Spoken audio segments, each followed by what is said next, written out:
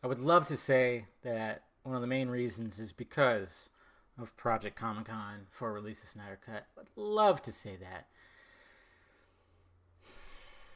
But I don't think it's the case.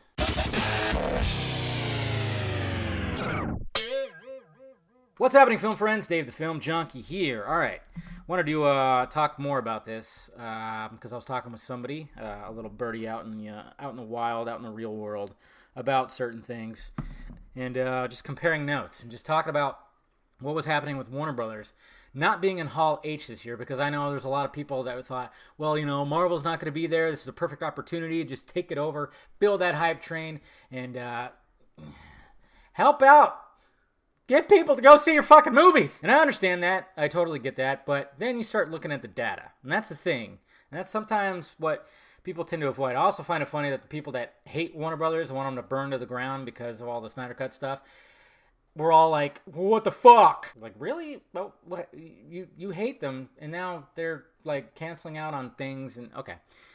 It's interesting, but of course, like I said, there's people that thought maybe it was because of Project Comic Con and stuff like that. Yeah, I would like to believe that, and maybe there was like talk about that, but I think the main reason is just look at these numbers right here that I have on my phone. Pretty much the past 3 years Hall H has not really done much for these movies. I mean, if you look at last year, you have Fantastic Beasts 2, Lego Movie, Godzilla King of the Monsters, Shazam, Aquaman. Only one of those was a huge hit. Shazam underperformed. Godzilla is not doing well right now. Lego was just a bomb, full on. Fantastic Beasts 2, not well either. I mean, they had all those, showing all that, hyping it up, and really got nothing. 2017, Ready Player One, did okay. Blade Runner, not really great at all. And then, of course, Justice League. Even in 2016, when they had like Suicide Squad and Wonder Woman, those were, if you look at the numbers, pretty successful. Then, of course, you had Justice League hyping that up, and it still ended up turning out to be bad. Lego Batman was shown there, and it was somewhat all right. But yeah, it's just a lot of things that just sadly nowadays, when it comes to Warner Media and it comes to AT&T, and I'm going to do another video about the whole Swamp Thing thing. I mean, they're always looking at the numbers, the money, the this, that, and this. They're chasing after Disney, and the magic number now is $1 billion. Sadly, that's the case.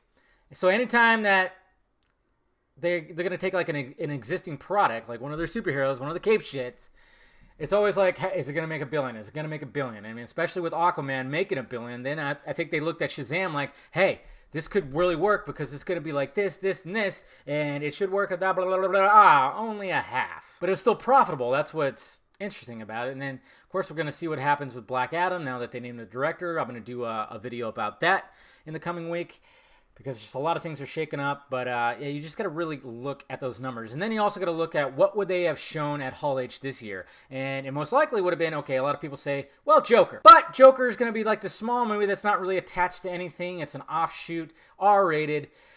Hearing things about the plot points, stuff like that, it's just, it's just not in line with certain things when it comes to that. They're not betting on the Joker to be a huge blockbuster hit. I think they're betting on it to make a profit, but also get awards season recognition. Wonder Woman 1984. Yeah, they could promote the shit out of that, but I think they're actually learning from past mistakes that promoting a movie and throwing out a teaser trailer and get everything hyped up a year in advance is just not the way to do it anymore, because people then forget about it, general public.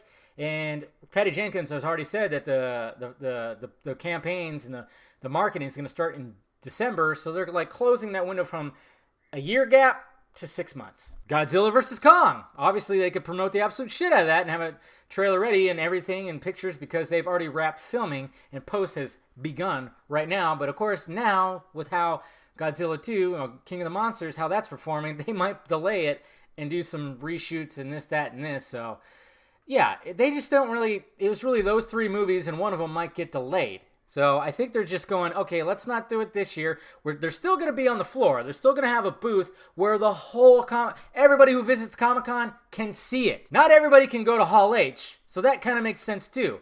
Put it out there on the floor where everybody can see shit, and it's not like they're not going to release trailers or teasers or concept art or whatnot, they're still going to release that stuff. I'm willing to bet we're going to see what Cheetah looks like. I'm willing to bet we're going to get more images from Birds of Prey and this, that, and this. Of course, they could promote that too at Hall H, but they're going to do some promoting still. It's just not going to happen. But like, I guess Toby Emmerich has said that next year they definitely will, because they'll probably have a lot more to hype up. But I think this year, I actually think it's kind of smart. Put it out on the floor, see what happens, test it out. I think this is just kind of testing it out, because look what's happened in the last couple of years with Hall H, and it's just not showing at the box office. So there you go, guys. That's my 2 cents. It's all really conjecture. It's not even...